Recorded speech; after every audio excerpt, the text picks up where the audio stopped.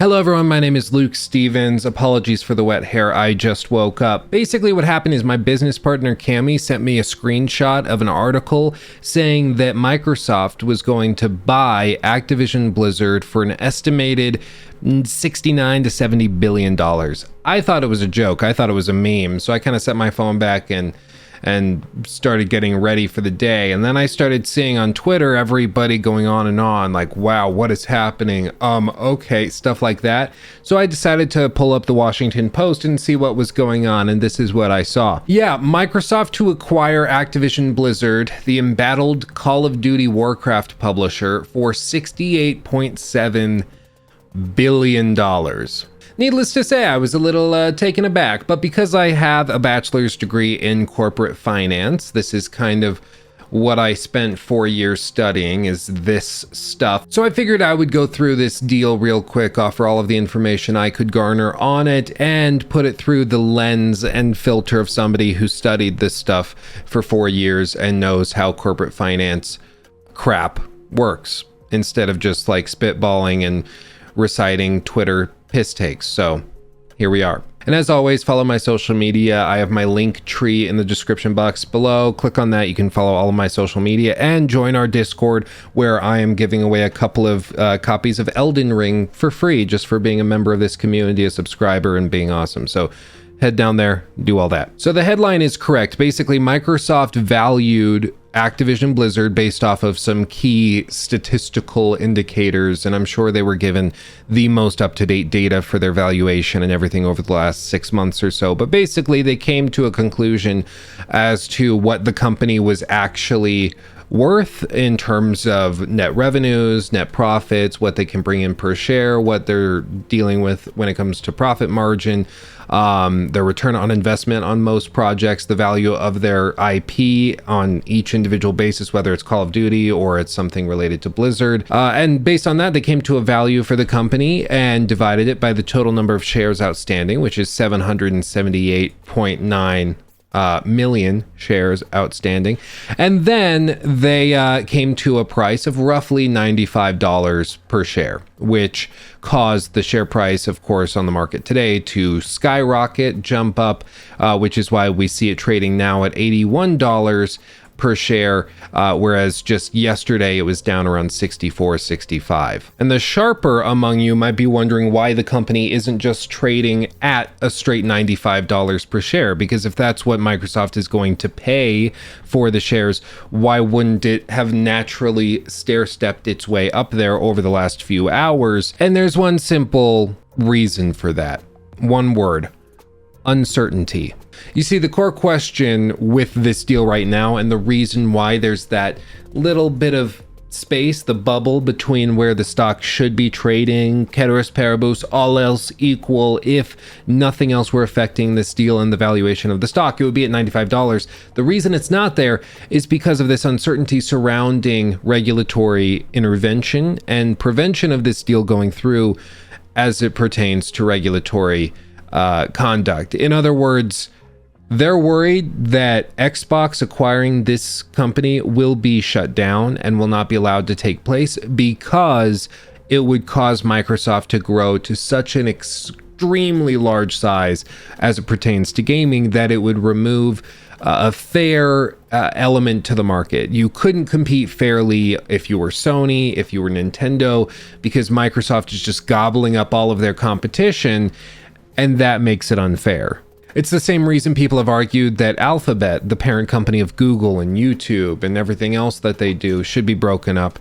It's the same reason that people have argued that Amazon should be broken up, because Amazon Web Services, which is gigantic, is also owned by Amazon, who owns the online shopping, and also Amazon Prime and all of their other subsidiary services. The company's so big that it brings up questions of whether or not you can actually be competitive with them, because they have such a market share and so much power and money. Now, this section of the Washington Post article that we're referencing points to Michael Pachter, a Wedbush security analyst who focuses on the video game industry. He noted that the deal is significantly larger than would be warranted given Activision Blizzard's closing stock price last week at about $65 per share. Activision Blizzard was up nearly 30% Tuesday after the markets opened following this announcement, which is why it's trading now at like 81, 82. He said, quote, Microsoft gets $8 to $9 billion of revenue and $3 billion or so of annual free cash flow, plus a ton of great intellectual property and great studios. They might decide to stop offering games on PlayStation, which would raise antitrust issues, but other than that, I think the deal goes through. And that's the real question here, is whether or not Microsoft is going to withhold these games from PlayStation and Nintendo, which brings up these antitrust discussions. And I guarantee you, you will not hear Phil Spencer or Bobby Kotick or anybody discussing that publicly at all. Just like with the ZeniMax acquisition that I was able to predict a full year before it happened, they aren't going to talk about it because they gain nothing from talking about it, saying, yeah, of course we're going to take Activision games and make them exclusive to Game Pass and Microsoft platforms. Of course, we're spending $70 billion on the company. What else would we do? They're thinking that, but they're not going to say it out loud. And they're not going to say it out loud because they're questioning it. They're not going to say it out loud because if they do, the regulatory agency is going to find out about that and shut this deal down, not allow it to go through. And you better believe Sony is going to try to provoke Phil Spencer and Bobby Kotick and these guys to say stuff like that, because certainly Sony does not want this deal to go through. This is horrible for PlayStation. Now, the other big question this brings up, of course, is Activision Blizzard. It's kind of filled with a bunch of horrible people, and the CEO knew about all of these issues, allegedly, and didn't do anything about it for years and years and years. People have been calling for his resignation for the better part of a year at this point, and he's steadfastly refused to do so. Why was that? Well, now we know. See, obviously, Bobby Kotick has made hundreds upon hundreds of millions of dollars. He doesn't need to stay in the position of CEO and keep just taking blows to the face in the public media. He doesn't need to be hated by all of his employees. He could retire, go away, live on a mega yacht, and be fine for the rest of his life. But the reason he's refused to do that up until this point now makes sense. He was trying to see this deal through, because if this actually takes place, you better believe he's getting a nice big bonus. Not to mention, in terms of legacy, it would see his full story arc of having taken the company from scraps all the way to riches, selling to Microsoft and making billions upon billions upon billions of dollars in the process. I can understand why he refused to retire and resign, because in the face of this, I mean, he knew what was going on behind the scenes, and in his view, he's like, yeah, I could step down and it would placate all my employees who are upset that I'm an awful person, but I want to see this deal through. I don't want to leave and then have some other sucker come in and keep negotiating the deal with Phil Spencer and Microsoft halfway through the process. So let's just not bother. Now, paired with this is something that I'm not actually sure I take with too much credibility. I take this with a grain of salt. Basically, Microsoft CEO Satya Nadella, who has for years defended the company's gaming unit, even when some analysts had suggested that the cloud computing giant should sell its gaming segment, Xbox basically, in previous years, which, by the way, Nadella is probably the reason most of Xbox's stuff has been going so well recently. Phil Spencer deserves a lot of credit too, but the fact that Nadella is willing to work with Spencer and put the Microsoft money, which previously has been kind of hoarded over here, but they're willing to invest it in the gaming division now, says a lot about his overall vision for the company, and it involves a lot of the gaming space. So Nadella deserves a lot of credit. Now, what he said is that following the announcement, he said that Kotick will stay on as the CEO of Activision Blizzard. When finalized, the company will report to Spencer, and in an email sent to Activision Blizzard employees on Tuesday and shared with the Washington Post, Bobby Kotick said that he would stay on as CEO, quote, with the same passion and enthusiasm, end quote, he had when he started the job in 1991. He wrote that the deal will close sometime by June 2023, pending regulatory approval, and until then, the company will stay autonomous from Microsoft. And this is, I'll explain why I don't take this super seriously. When you're talking about a deal worth tens of billions of dollars, you want to remove as many causes for concern or uncertainty as possible during the process. So for Bobby Kotick to resign in the middle of the deal would cause all sorts of questions of volatility, whether or not the company in the next year until the deal closes will be managed properly. It's just not a great idea when you're trying to close a deal. It's like when you're buying a car, do you want the mechanic actively messing with the engine as you're negotiating the price of the car? You don't know if he knows what he's doing. You don't know if he's going to break something. You just want him to leave his hands off. We'll figure out what the car is worth. And if after that we want to change stuff, we can do that. But for now, leave it alone. So again, I just take this as corporate speak meant to appease regulators and shareholders in the meantime while they figure everything out behind the scenes.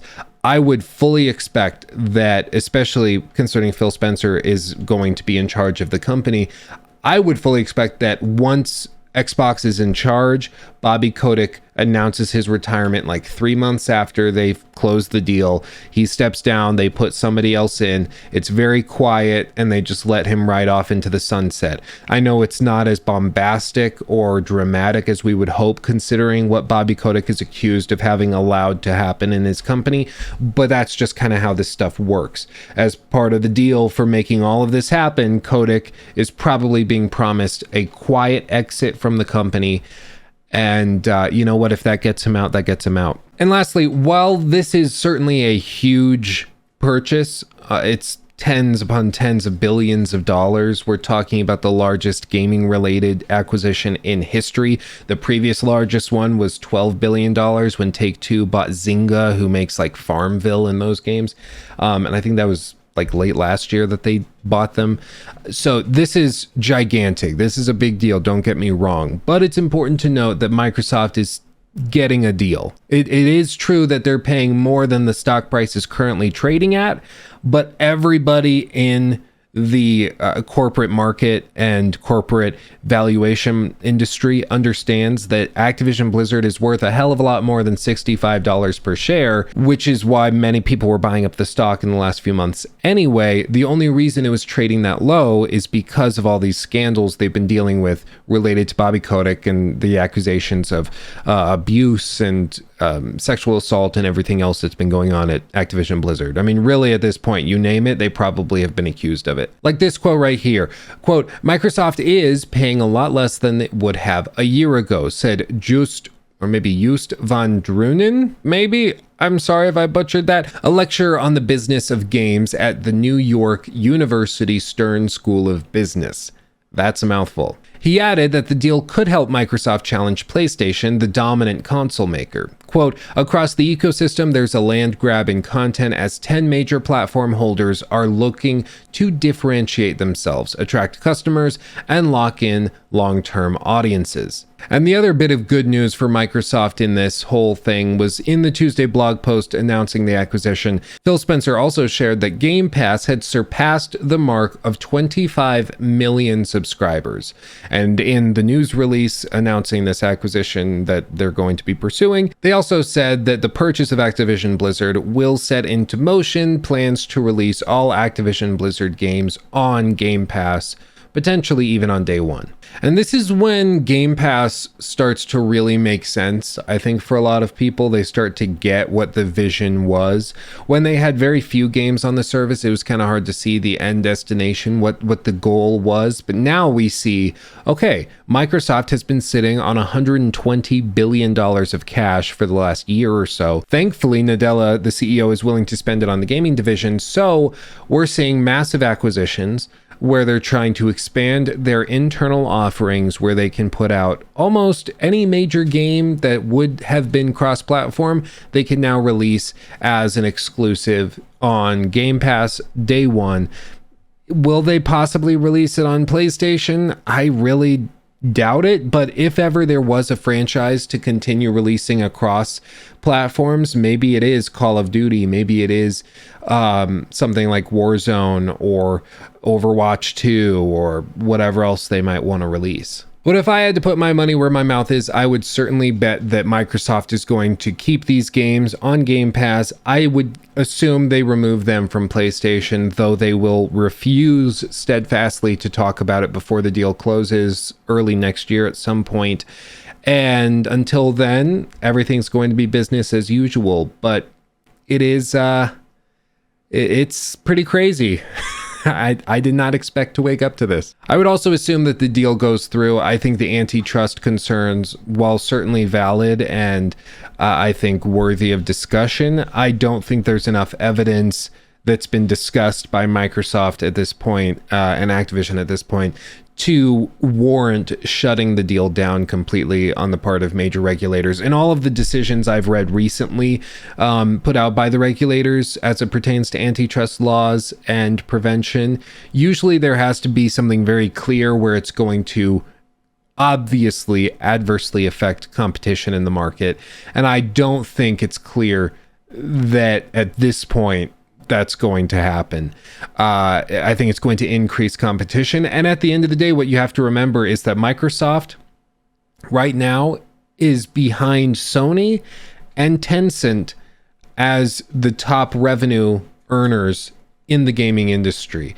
So they're considered the underdog, as weird as that is to hear, being Microsoft with, again, $120 billion in cash just sitting on hand. But that's true in the gaming industry. They are the underdog as far as the numbers are concerned, the actual revenue reports and profits that are being generated. So for a regulator looking at this, they're probably looking at it and being like, yeah, the smaller company is trying to buy up studios to build their business so they can compete with the big guys like Sony and Tencent. And for us in the gaming industry, that might sound ridiculous, but again, to regulators who I would bet you good money don't play video games, are not involved in the industry very much, that makes sense. So I would fully expect this deal to go through.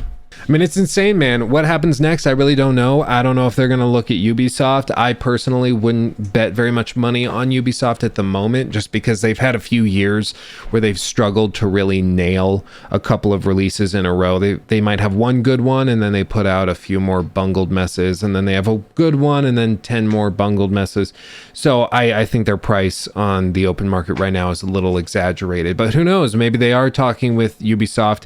Last I checked, I think Ubisoft trades with a total company value probably around 12 to 15 billion dollars, certainly within the wheelhouse of what Microsoft is capable of paying. So we'll see what happens next. I think eventually they do have to stop the acquisitions because it does bring up antitrust concerns, especially if they start gobbling up the Ubisofts and trying to go after Take-Two and those guys. But for now, I would fully expect this to go through. And it's pretty insane to think that something like Warzone could become exclusive to Xbox and PC. Like that's crazy. Do I think they'll do that day one? Probably not. I think they'll keep it on PlayStation because it just brings in so much money and they would have to actively remove it from PlayStation. But I think if they announce like Warzone 2, it would definitely be exclusive. So we'll see. It's insane. Let me know what you think of all this in the comment section below. Hopefully you got something out of this. I love and appreciate you guys very, very much. You guys are all very wonderful. I'm going to go eat breakfast. Have a lovely day. I'll see you in the next video. Again, social media below. Join our Discord. Get free games. Hugs and kisses. Bye-bye.